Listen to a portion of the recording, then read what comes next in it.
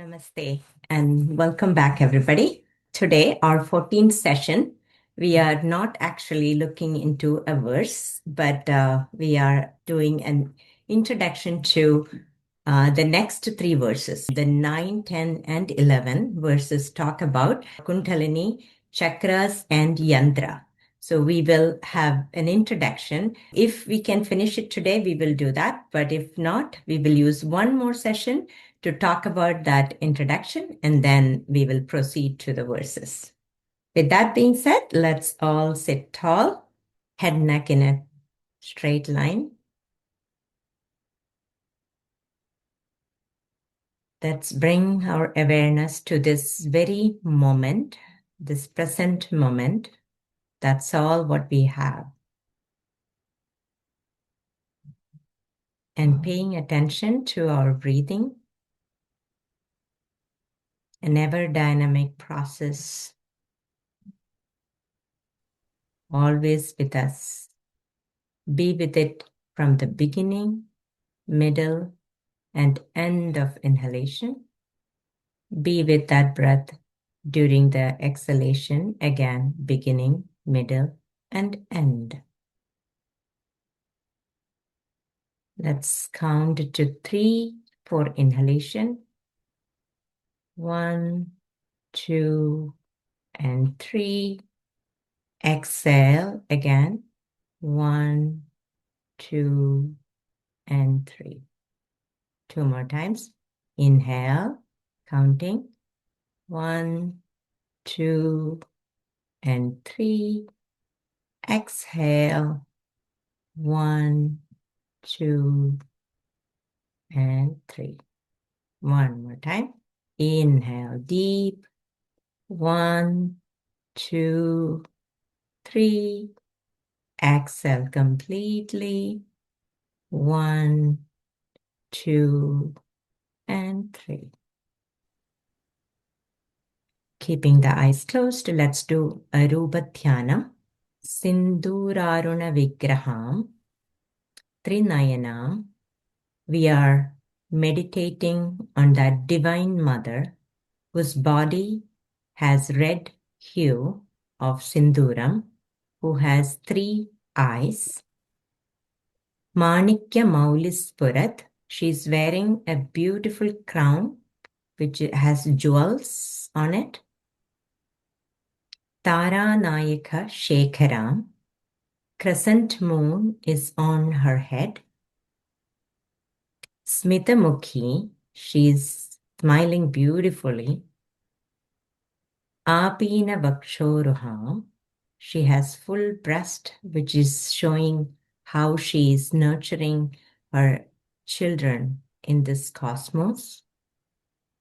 Panipyam Alipurna Ratna Chashakam, in her one hand, she has jewel-studded pot that is filled with amritam, and bees are buzzing around that pot. Ritolpalam Pipratim. On the other hand, she has red lotus flower. Saumyam Ratna Khadastha Rakta Charanam Dhyayet Param Ambikam. She's seated on that jewel-studded pedestal, and I am saluting that mother. Keep that Vigraham for one more moment in your mind. And then let's do a quick Manasa Puja with 5 Dravyam. First, you are mentally offering Jalam, representing the Jala Tattvam in you, to that Devi. Next, you are offering Gandham, sandal paste, representing Prithvi Tattvam. Next, you are offering Pushpam, flower, representing Akasha Tattvam. Dhupam, representing Vayu Tattvam. Deepam, representing Agni Tattvam. And finally, you are offering Naivedyam, food, which is representing your own prana. And by offering all these tattvam back to Devi, we are recognizing that we are the same Shuddha Chaitanyam as Ishvara. Keep that Devi Vigraham for one more moment.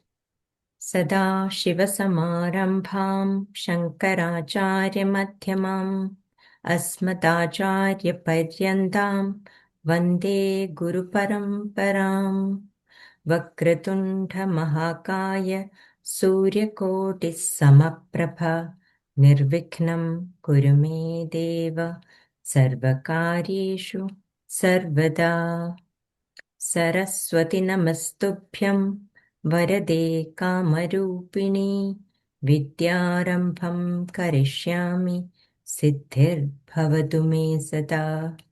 Om Shri Matre Namah. Welcome back to the session, everybody. Today, we will be talking about an introduction to three topics: Kundalini, Adhara Chakras, and Sri Yantra. The verses 9, 10, and 11, the topic is these three. So before we go into Kundalini or Adhara Chakra, let's talk about humans. Let's look into a few folks. You might all know this person, Usain Bolt, a Jamaican Olympic runner.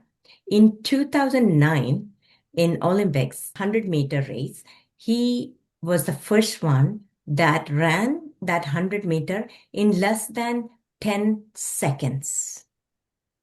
And that is still a world record. It hasn't broken. And to give some concept of how fast he's running, that's as fast as for the US people for 23.35 miles per hour. For Indian counterparts, that is 37.58 kilometer per hour. So that is considered to be faster than the average speed of cars in New York City or San Francisco City. So that's how fast Usain Bolt runs. Imagine the ability to run that fast. Next person, Eliud Kipchoge, actually ran less than 2 hours in a marathon. That was something that was considered as impossible for a human being. To run a full marathon in less than 2 hours was impossible, but he took it as a mission and he made it happen. 1 hour, 59 minutes, 40 seconds. That's Kipchoge's record in the marathon. And there is a beautiful documentary if anybody is interested to see the last milestone of this about the Kenyan marathon runner. So that's how faster in a sustainable speed that he could run. Then Nadia Comaneci, the Romanian gymnast, in 1975, she first made that perfect 10 in gymnastics. So happened that the scoreboard that was showing during that Olympics didn't have it planned for 10.0. They had to show it as 1.0 because the scoreboard couldn't show her score itself. So these are all the physical abilities. We talk about Usain Bolt, the Kipchoge, the Michael Phelps, and Nadia Comaneci, and many more. Then we talk about at the scientific field, Einstein, Edison, C.V. Raman, name all the scientists, made remarkable discoveries. Think about their intellectual power. Then amazing authors, the Shakespeare, Kalidasa, Rabindranath Tagore, profound authors and poets that we have. Remember, imagine their creative power that they have, right? Say, similar in line, Da Vinci and Vincent van Gogh for their magnificent arts that they have created, right? So it is about the creative ability. And then you have Rajas, Ambanis of the New World who have accumulated amazing wealth, right? So the ability to get those amount of wealth. And then Abraham Lincoln, Nelson Mandela, Mahatma Gandhi, amazing personalities, those leaders who can inspire people, generations to come. All these are ability by human being. If we have to say that, okay, this is the boundary of the human limit, the human ability, what is that boundary? That boundary, it's written, and then it is constantly getting broken through. So it is showing that the human being as such has unlimited potential. I mean, of course, there is a limit, but that limit is getting broken day by day, hour by hour. Many among us are also done half marathon runs or marathon runs as well. The human ability, it will be in different degrees. What does it show? It shows that there is a potential in a human being, and that potential or fertility or productiveness in that human being, that is what is the Kundalini Shakti, that productivity in us, that potential. And the thing is that potential in us is actually a lot more dormant. In many of us, it is dormant. That's why I'm not running like Usain Bolt, right? So it is much more dormant in us. But what the rishis are saying to us is that when the universe is created, and you remember all that introduction session that we went through, when the universe is created with that big bang, there is an energy, right? And Tantra talk about the exact same, similar to that big bang, which is spandana, that is in Shuddha Chaitanyam. There is a spandana which eventually created the whole universe. So imagine that amount of energy that is needed to create that universe. That same energy that Rishi say that is in us as a Kundalini energy, exact same energy. I just want to give you a concept of what is that energy mean. E is equal to mc square, that atomic reaction, that energy is a subset of the energy that is used to create the universe. And the sun's energy is a subset of that. So that's what we are talking about. So that same energy that was there during that Big Bang or to create the universe, that is there within each and every one of us. Unfortunately, that is in dormant stage. We don't have that full realization of that energy. Sanatan Dharma, all these rishis are what they are trying to find out by doing tapas, by looking into it. They are trying to find out how can we work with that energy. Understanding human beings, first of all, in all its dimensions, and then understanding Prakriti or the universe in all its dimensions, then understanding the source of power behind it, the energy that is behind it, the Shakti that is behind it, and working with that Shakti to become Ishvara. I'm using my word very carefully, to become Ishvara. We are not saying to reach Ishvara or to meet Ishvara, to experience Ishvara, nothing like that. To become Ishvara. That is Tantra Shastra. Hence, it is a moksha shastra because it is taking into path of to become Ishvara. Obviously, it's moksha shastra. So is so many other shastras that we have, Advaita Vedanta, things like that as well. So many of these practices in Tantra are very nigodam, like they are not available to everybody. And many practices are openly available through the Agama, which is the book on Tantra. And Tantra also uses so many different methodologies to realize that energy. The realizing that energy for realizing Ishvara, not the realizing energy for the sake of realizing energy. Of course, realizing energy will give all the bhoga part of what we are talking about. Remember, Tantra is yogo, bogo, radam, tantram. It provides the yogam and bhogam. The methodologies that Tantra uses to realize those are some of the practices from yoga. They use mantra. We talked about much more into mantra and devata, the gunam, bijaksharam, the 51 matrika aksharam, all that thing we talk about. So mantra is one methodology to realize that. Yantra we touched upon at the beginning. So yantra is also a methodology to realize that Ishvara. And then puja. So puja, it's any puja that you see in the temple are an extension of the puja that we just did, that you have been doing all these Wednesdays. The Manasa puja, which is known as Panchopachara puja, it uses 5 upachara. What are the 5 upacharam? Jala, Gandha, Pushpa, Dhupa, Deepa. So those 5 are the ones that are used in the pujas, that Manasa puja that you're doing here. And in temples, the whatever puja that they're doing is also, instead of the Manasa puja, they're using the actual dravya, actual flowers, actual jalam and all that thing they are using. So that Panchopachara puja is the the simplest of the pujas. And then you have heard the Shodashopachara Puja. Shodashopachara Puja uses 16 things. We can give the devatas the cloth and the vastram, the abharanam, the chatram, the small umbrella, and then the chamaram, the fan you might have seen in pujas that was used. So those are when you have more upachara. Those who are familiar with Lalita Sahasranamam heard the name Chaturshashti Upacharatya. Chaturshashti is 64. So 64 things that is used for the puja. So there are pujas in so many different levels, right?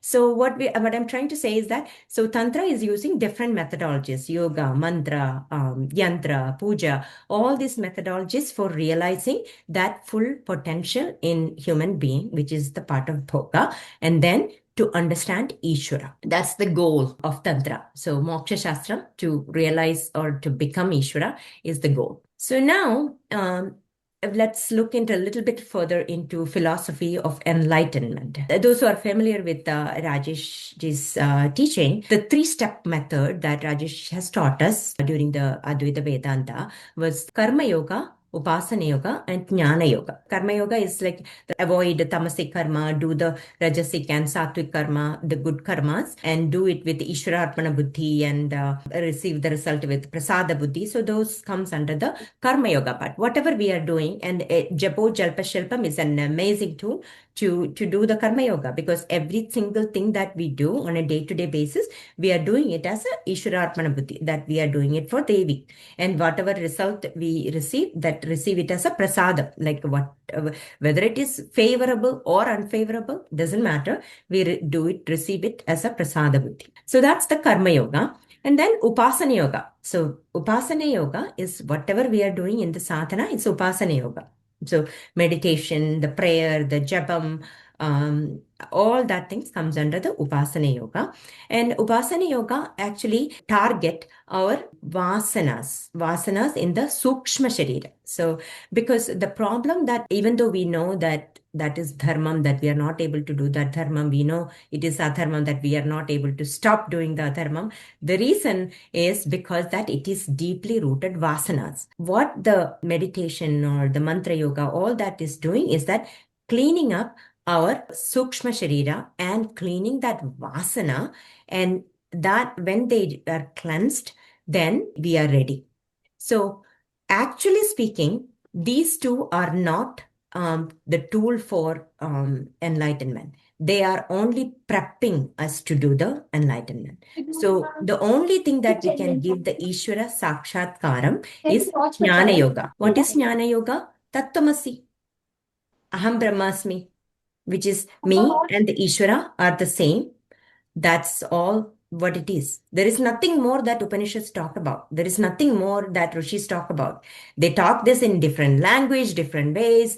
The Swamis here nowadays, they even talk funny things so that they can entertain you, so that we can at least stay and listen to them. Only thing that we have to learn is Tattvamasi. That's all. So that's all we have to say. But we are not realized, because that is Pustaka Jnana. That is only that we understanding that intellectually or mentally, or that's all we are understanding. We don't understand that in our experience, or we don't have that expansion in our awareness because of that. So Jnana Yoga alone, Jnanam alone can take us to the enlightenment. Primary cause of enlightenment is Jnana. Right? We need that jnanam, that we and Ishvara are the same. Tat tvam asi. Me and that are exactly the same. So that's tattvamasi. So if that is the primary cause of enlightenment. So now the secondary cause is that the reason why we don't understand that is because we are not ready. So all that limitation that we talked about earlier. So in order to avoid that limitation, or in order to expand our awareness, is what all other things are. So Karma Yoga and Upasana Yoga is to prep ourselves to be ready to understand that jnanam, because otherwise it doesn't get in. So no matter how far the rishis talk about it, no matter how many times the books say it, how many times the swamis talk about that, we won't understand that unless our body and our sukshma shariram is ready. We will not realize that. So, in Tantra, body is considered as very sacred. right? Because body is the tool that we are using to realize Ishvara.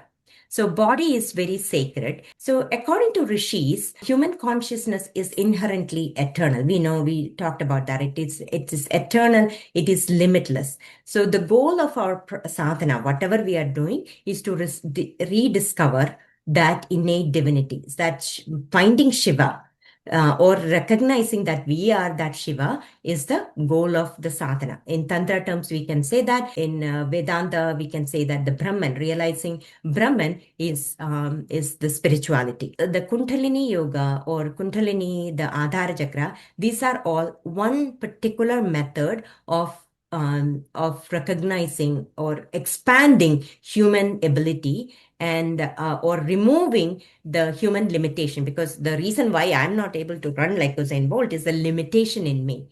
So to remove that limitation and to realize that Ishvara is the goal of Kundalini and the chakras. So now, where are these mentioned? One of the places where this is mentioned is in our Upanishad itself. There is a beautiful YouTube video by Swami Tadatmananda. Swami Tadatmananda is an Advaita Vedantic Guru. He's a disciple of Pujya Swami Dayananda Saraswati, and he has an ashram right here in New Jersey in Somerset. Swamiji actually did an extensive research in Kundalini Yoga. He made a video, a full feature film on that. So I would highly recommend you all watch that. And it's talk about what is Kundalini and what is not Kundalini. In his video, he has quoted a lot of places where this particular topic is mentioned. You know, the Upanishad is the end part of our Vedas, and it talks about the philosophy of the Jnana Yoga, just that we talked about, is who we are, who am I. That is the subject matter of Upanishad. There are 4 Vedas that you know, Rig Veda, Samaveda, Yajur Veda, and Atharva Veda.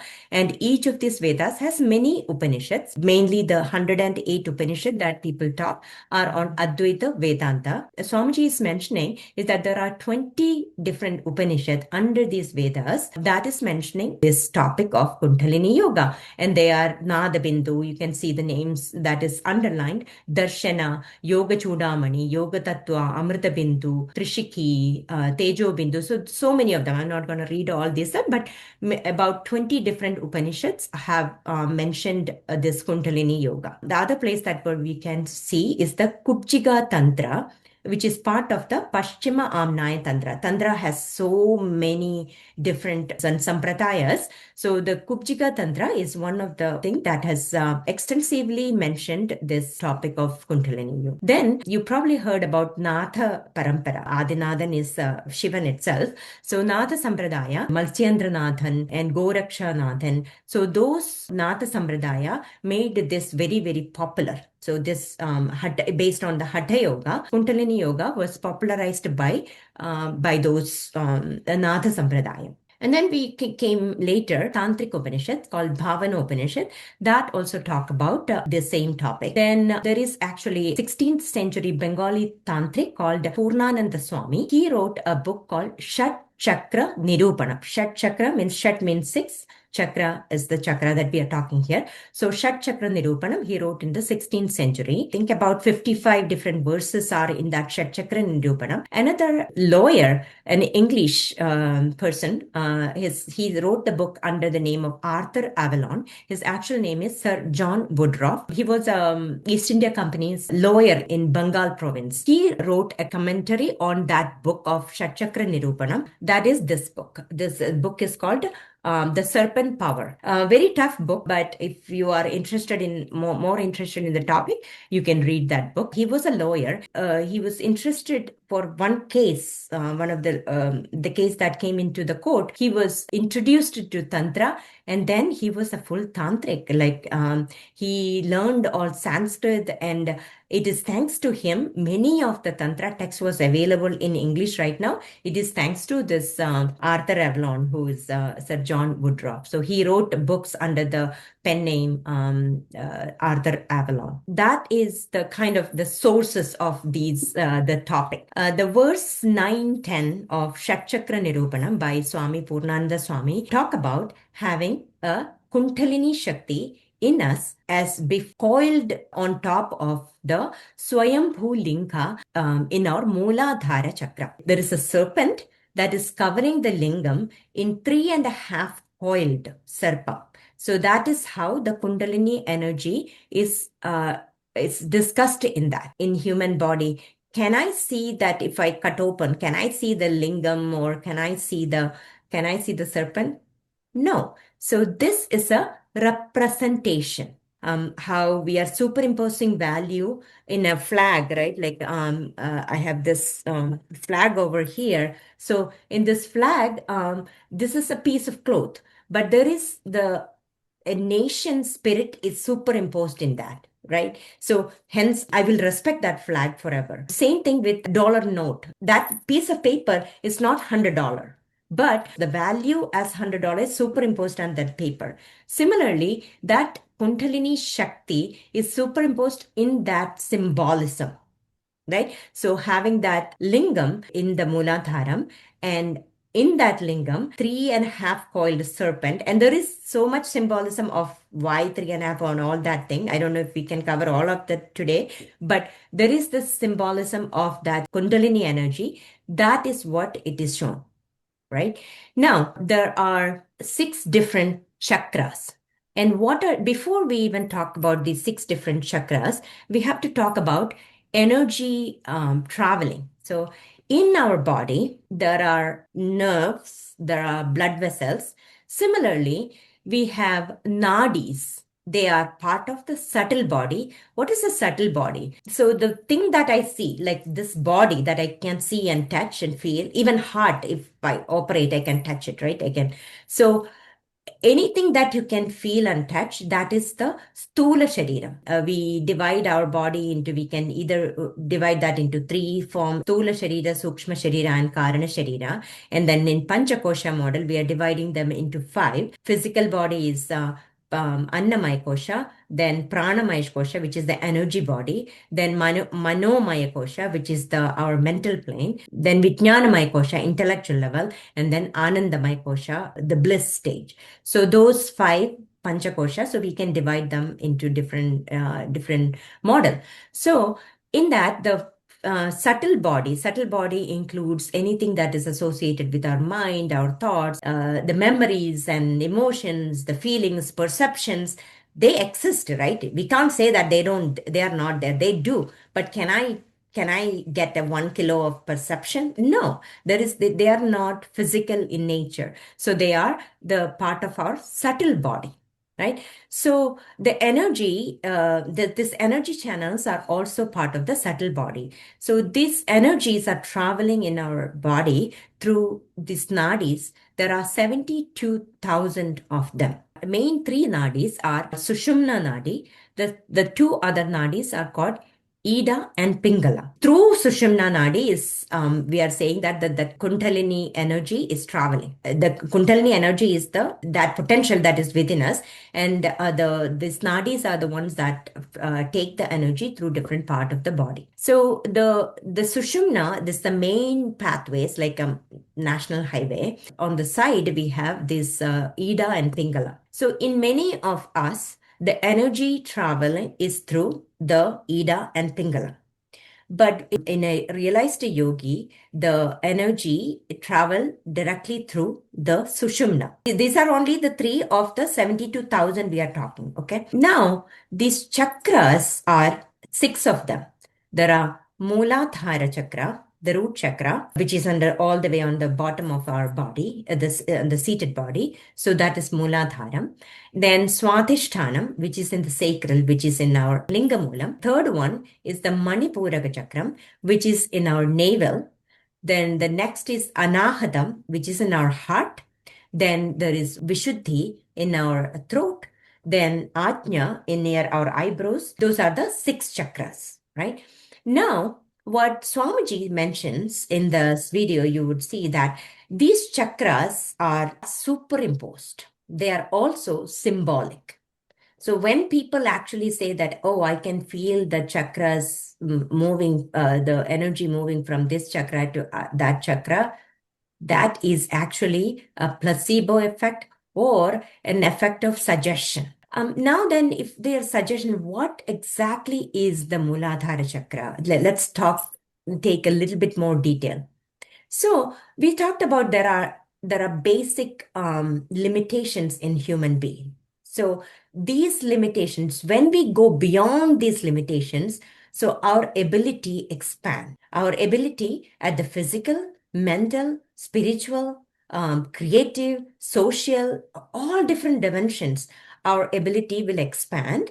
And that, in order to make it expand, to do a meditation, that's why this Adhara Chakra form. Expand our awareness, expand our physical ability, expand our mental ability, and expand to the point where we become Ishvara. So that's the goal. So in order to do that, to do a meditation on all this, because these are the concepts. Look, we'll talk about the human abilities and concepts in a minute that is related to Adhara Chakra. So in order to expand, that meditation is helpful by superimposing these chakras in our body. That is helpful for meditation and the sadhana. That's the reason why they are there. Now let's to look into one by one. What do they represent, right? So let's take the first one as Muladhara Chakra, the root chakra. They stand in between our anus and our genitals. So that is the place that the Muladhara Chakra stand. So there are basic needs in human beings, right? Food, shelter, clothes, health. We need all these things. If you are going to talk to a beggar who doesn't have food to eat, if you're talking Vedanta or Tantra to him, does it mean anything to him? Nothing. No. So human beings need to take care of this basic problem. It's not that they need this, but we as a human being has anxiety over these, constantly anxious about this, whether we'll have our food, our shelter, our clothes, our health, all these things. People worry about this. So that is the basic fear. So we have to evolve over that fear. When we say that we are going above the Muladhara Chakra, this means that we are no longer worried about that. Meaning, if person doesn't worry about if we lose that food, if we don't have clothes, but I'm not saying that that's not needed. That is needed, but there is the anxiety over these things are not there, right? So that is how the limitation, we remove that limitation. We are removing that anxiety over these basic needs. So that is that the Muladhara Chakra represents. So we need that basic things to go anything beyond. So it is kind of like it's a step by step. The next is the Swadhisthana Chakra. Swadhisthana actually means Swa Adhishthana, where I reside. It is my basic nature, my identity. So that is in our near our lingamulam or near our genital organs.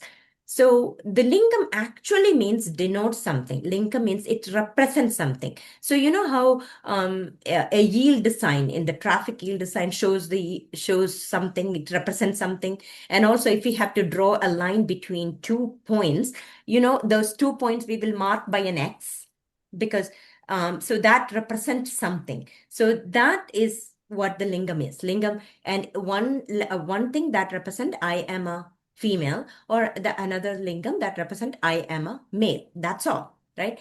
So now, once humans have their basic things fulfilled, what is the next one?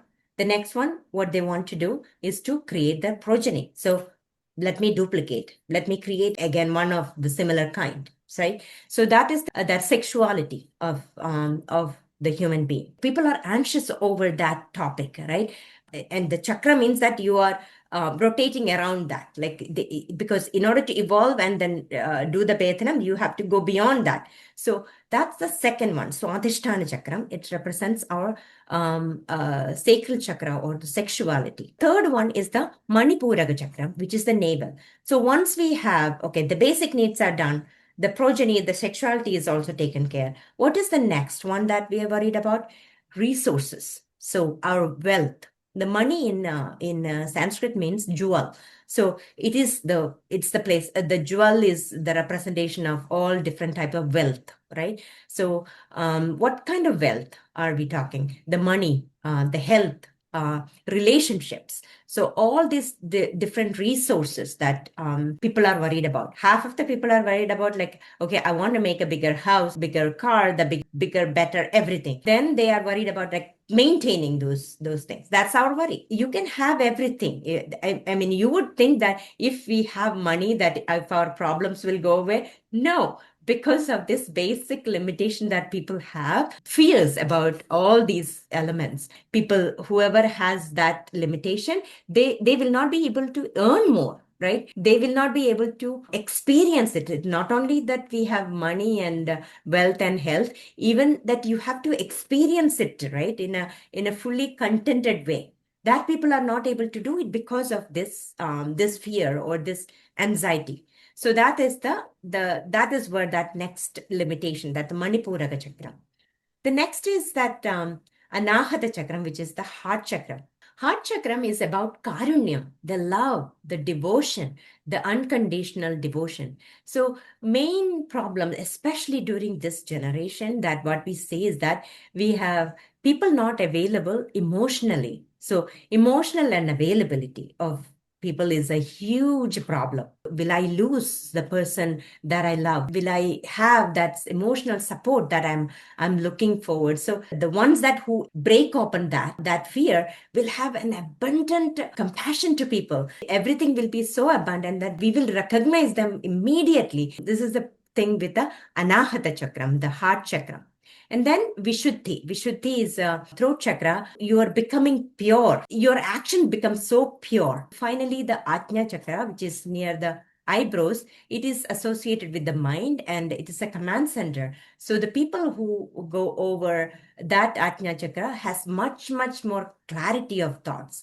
And those, the people that we talked about, those mainly the political leaders who are so much conviction about what they're doing, when these people, their Ajna is so active, they have this, the commanding power, and then people actually do follow them, right? So that is the Ajna chakra. As we get over these fears, get over these anxieties, that we move from Mooladharam to Swadhisthhanam to Manipuram to Anahadam to Vishuddhi to Ajna, we finally have that our awareness expanded to the level that we understand that we are this entire cosmos. So that looks like opening up of an infinite amount of petaled lotus in our Sahasrara, in our head, and all the way on the top of the head is the Sahasrara chakra. It is not considered as a quote unquote a chakra, because what we are saying is that you go over that six chakras,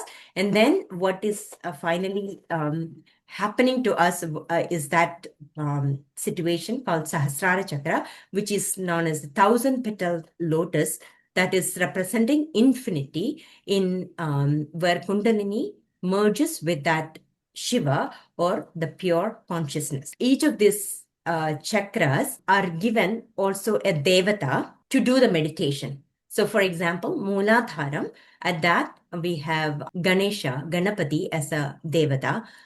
In Swadhisthhanam, Lord Brahma with Saraswati Shakti. And in Manipuragam, we have Vishnu with Lakshmi. Anahadam, we have Shiva with Parvati. Vishuddhi is Jivatma.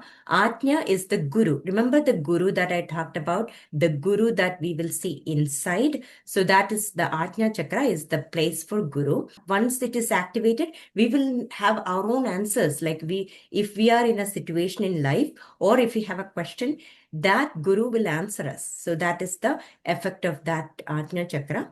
And then Sahasrara chakra is where the Shiva is with his consort, Tripura Sundari. We will have a continuation of this chakra and the Devadas, which need to be talked much more in further. But in summary, the same energy that is used to create this universe, that same energy is available in the human being. Dormant energy is what is called as Kundalini. And different schools have found different methodologies to get to that energy, to interact with that energy, and to reach that final Ishvara Sakshatkaram. There are different methodologies. There are mantra yoga, there are hatha yoga, even there are pranayama. So the different methodologies to reach that. The usage of these Adhara Chakra are for us to do the meditation. Even though these are superimposed, these have amazing ability to help us to reach that goal of Ishvara Sakshatkaram.